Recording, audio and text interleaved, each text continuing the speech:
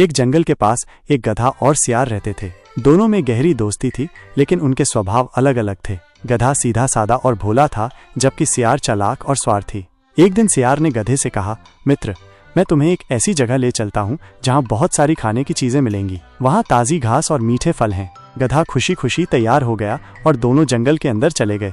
सियार गधे को एक खुले मैदान में ले गया जहाँ ताजी घास और पेड़ों पर मीठे फल लटक रहे थे। गधा घास खाने लगा और सियार पेड़ों से फल तोड़कर खाने लगा। इसी दौरान सियार ने एक खरगोश का शिकार भी कर लिया।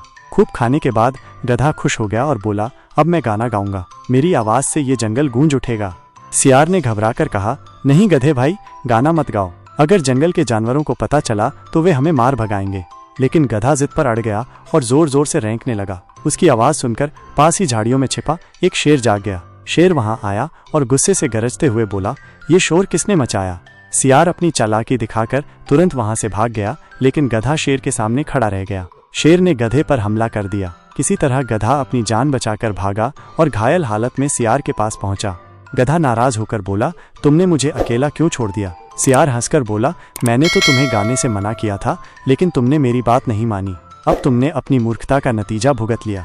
शिक्षा समझदारी से काम लेना और दूसरों की सही सलाह मानना बहुत जरूरी है। अपनी मूर्खता से मुसीबत में पड़ने से बचना चाहिए।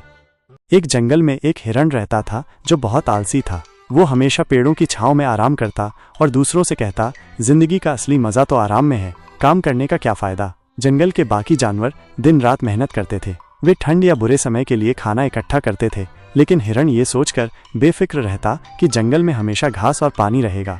कुछ समय बाद जंगल में भयंकर सूखा पड़ गया। नदी तालाब सूख गए और घास भी खत्म हो गई। बाकी जानवरों के पास उनके जमा किए हुए खाने का भंडार था, लेकिन हिरण खाली हाथ था। भूख से बेहाल होकर वो जानवरों से मदद मांगने गया, पर उन्होंने कहा, जब हम मेहनत कर रहे थे तुम आराम कर रहे थे, अब हमें अपना भोजन बचाना है। हिरण को अपनी गलती का एहसास हुआ। उसने सोचा, काश मैंने समय पर मेहनत की होती तो आज ये दिन नहीं देखना पड़ता। उस दिन से हिरण ने मेहनत करना शुरू कर दिया।